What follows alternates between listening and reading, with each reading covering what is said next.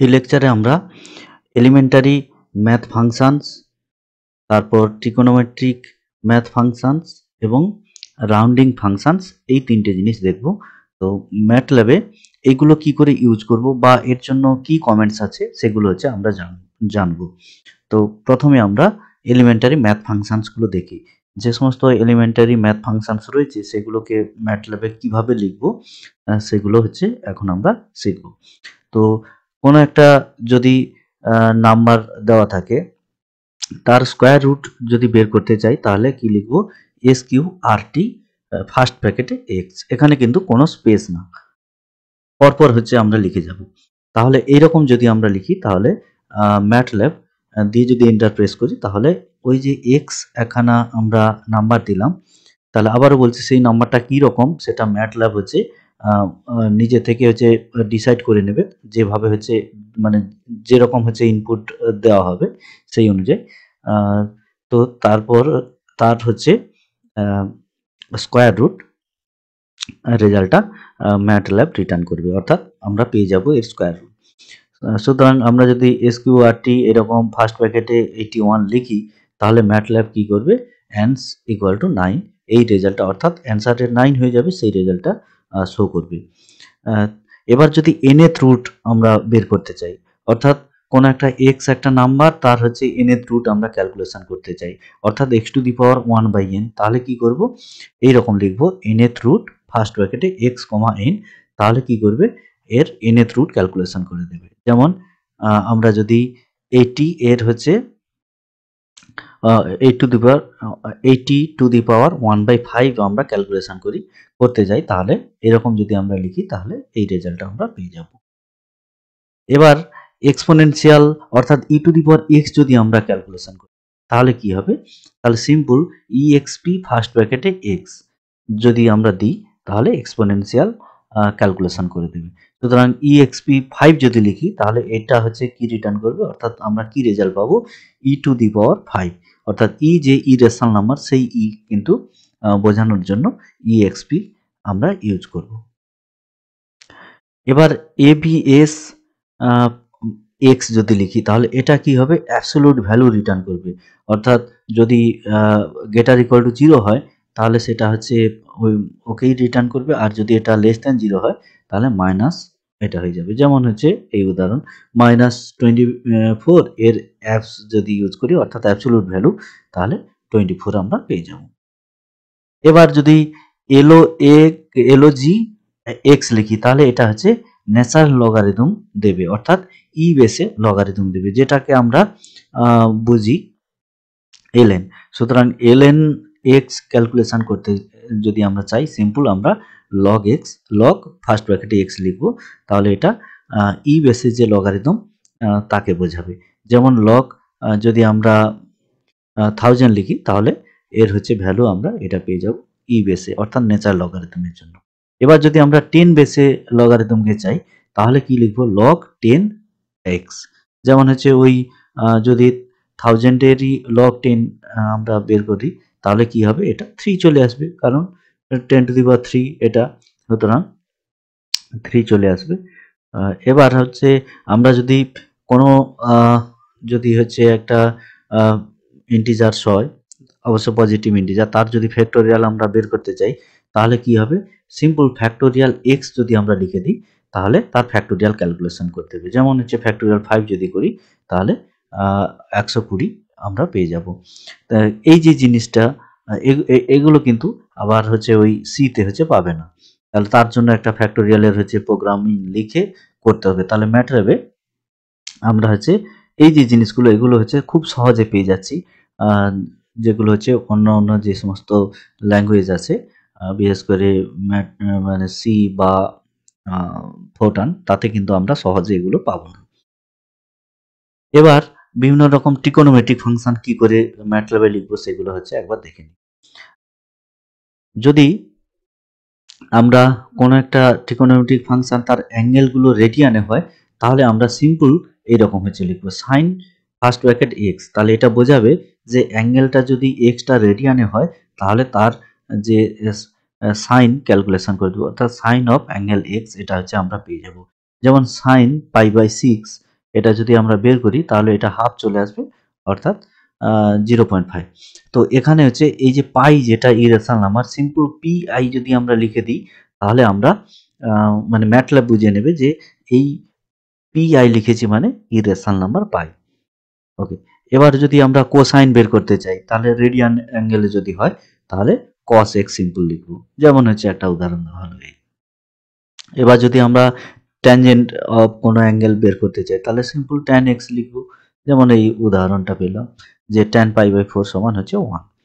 এবার যদি আমরা কো ট্যানজেন্ট বের করতে চাই তাহলে কট এক্স লিখব, তাহলে আমরা হচ্ছে তার ভ্যালু পেয়ে যাব। এবার যদি আমরা অ্যাঙ্গেলটা রেডিয়ান না হয়ে ডিগ্রিতে হয় তাহলে তখন কি লিখব, যে সাইন ডি এক্স এইরকম হচ্ছে লিখব। তাহলে তখন হচ্ছে ম্যাটল্যাব বুঝবে যে আমরা যে অ্যাঙ্গেলটা ইনপুট দিয়েছি সেটা হচ্ছে ডিগ্রিতে। তাহলে সাইন ডি এক্স লিখলে এক্সটা যদি আমরা ডিগ্রিতে দিই, যেমন হচ্ছে সাইন ডি 30 যদি আমরা লিখি তাহলে এটা ম্যাটল্যাব বুঝবে যে 30 হচ্ছে 30 ডিগ্রি ইনপুট আমরা করেছি, সুতরাং তার ক্যালকুলেশন করে ভ্যালুটা দিয়ে দিবে 0.5 অর্থাৎ হাফ। তো এবার সিমিলারলি আমরা হচ্ছে যে কস ট্যান কট সেগুলো যদি আমরা হচ্ছে ডিগ্রিতে ইনপুট নিই তাহলে সিমিলারলি আমরা হচ্ছে এইভাবে হচ্ছে ইউজ করতে পারি যে কস ডি, তারপর এটা হচ্ছে ট্যান ডি। সুতরাং একটা করে এক্সাম্পল আমি হচ্ছে দেখালাম, এগুলো হচ্ছে ম্যাটল্যাবে টাইপ করে দেখতে পারো যে এরকম হচ্ছে রেজাল্টগুলো পাবো, যে কট এরকম। এবার যদি হচ্ছে আমরা সাইন ইনভার্স এক্স বের করতে চাই, যে কস বা cos inverse x, tan inverse x, কট ইনভার্স এক্স, তাহলে সেগুলো হচ্ছে কীরকম আমরা পাবো। তাহলে এই সমস্তের জন্য আমরা যে যদি ইনভার্স বের করতে চাই তাহলে ইনভার্সের জন্য আমরা সিম্পল এর আগে হচ্ছে এ দিয়ে দেবো, যেমন এ সাইন এক্স আমরা যদি লিখি তাহলে এটা হচ্ছে রেডিয়ানে যদি এক্সটা অ্যাঙ্গেলটা হয় তাহলে তার ইনভার্স ক্যালকুলেশন করে দেবে, অর্থাৎ এ সাইন এক্স মানে হচ্ছে কি সাইন ইনভার্স এক্স, যেখানে এক্সটা অবশ্যই অ্যাঙ্গেলটা হচ্ছে রেডিয়ানে। সিমিলারলি ডিগ্রির ক্ষেত্রে হচ্ছে কি হবে, তাহলে ডিগ্রির ক্ষেত্রে আমরা তাহলে এ সাইন ডি এক্স যদি দিই তাহলে এক্সটা হচ্ছে ডিগ্রিতে যদি ইনপুট নিই তাহলে তার সাইন ইনভার্স ক্যালকুলেশন করবে। Similarly cos inverse, tan inverse, quad inverse এরকম হচ্ছে আমরা লিখতে পারি। আবার হচ্ছে কি যে এদের হাইপারবোলিক ফাংশনগুলো আমরা সহজেই লিখতে পারি এরকম, যে সাইন হাইপারবোলিক এক্স কে আমরা সাইন এইচ এক্স যদি আমরা লিখি তাহলে আবারও হচ্ছে এই এক্স কিন্তু রেডিয়ানে, তাহলে এটা হচ্ছে সাইন হাইপারবোলিক ক্যালকুলেশন করে দেবে। সিমিলারলি এটা কস হাইপারবোলিক, ট্যান হাইপারবোলিক, কট হাইপারবোলিক এইরকম হচ্ছে আমরা পেয়ে যাবো। আর অলরেডি তো আমি বলেছি যে পিআই লেখা মানে ম্যাটল্যাব বুঝে নেবে ইরেশনাল নাম্বার পাই।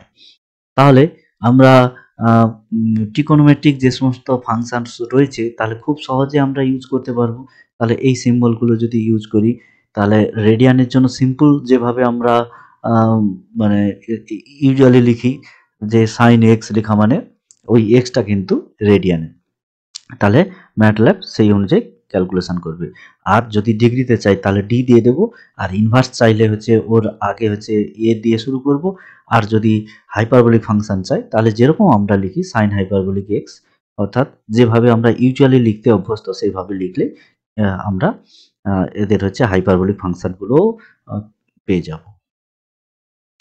এবার বিভিন্ন রকম রাউন্ডিং ফাংশনগুলো দেখি, এবং এই রাউন্ডিং ফাংশনগুলো কিন্তু আমাদের হচ্ছে নিউমেরিক্যাল প্রোগ্রামিং করার ক্ষেত্রে অনেক কাজে লাগে।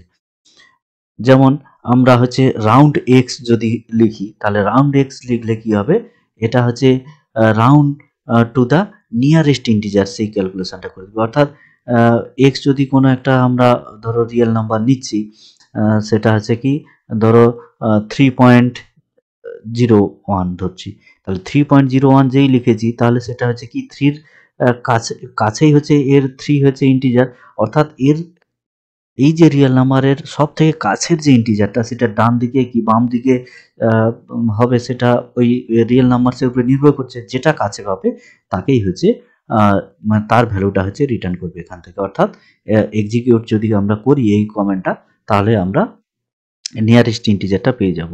যেমন হচ্ছে 10/3 যদি করি তাহলে এটা হচ্ছে আমরা 3 পেয়ে যাব। ওকে, এবার যদি আমরা ফিক্স এক্স এই হচ্ছে কমেন্টটা ইউজ করি তাহলে এটা রাউন্ড টুয়ার্ডস জিরো, অর্থাৎ সবসময় জিরোর দিকে যে মানে ওর কাছের যে ইন্টিজার্সটা আছে তাকে হচ্ছে রিপ্রেজেন্ট করবে এটা। এবার যদি আমরা সিল এক্স এটা হচ্ছে লিখি, তাহলে টুয়ার্ডস প্লাস ইনফিনিটি এই দিকে হচ্ছে যে ইন্টিজার্সটা আছে তাকে হচ্ছে রিটার্ন দিয়ে দিবে। তাহলে সিল এটা হচ্ছে লেখা মানে ডান দিকের হচ্ছে ইন্টিজারটা আমরা পেয়ে যাব। এবার হচ্ছে ফ্লোর এক্স যদি লিখি তাহলে কি হবে, এটা হচ্ছে মাইনাস ইনফিনিটির দিকে, এটা হচ্ছে নিয়ারেস্ট যে ইন্টিজারটা মাইনাস ইনফিনিটি দিকে আছে অর্থাৎ লেফটের দিকে, তাহলে তাকেই হচ্ছে তার ভ্যালুটা হচ্ছে এখান থেকে ক্যালকুলেশন করে দেবে। এবার আমরা যদি REMXY এটা ইউজ করি তাহলে এটা কিন্তু খুব ইম্পর্টেন্ট একখানা, যেটা হচ্ছে অর্থাৎ রিমাইন্ডার ক্যালকুলেশনের জন্য এটা হচ্ছে খুব ইম্পর্টেন্ট। যেটা আবারও বলছি যে সিতে কিন্তু বা ফোটানে এভাবে হচ্ছে পাওয়া যায় না, তার জন্য এটাকে হচ্ছে প্রোগ্রামিং একখানা লিখতে হয়। তাহলে এখানে আমরা REMX, Y যদি দিই তাহলে x কে y দিয়ে যদি আমরা ভাগ করি তাহলে তার যে রিমাইন্ডার সেটাকে হচ্ছে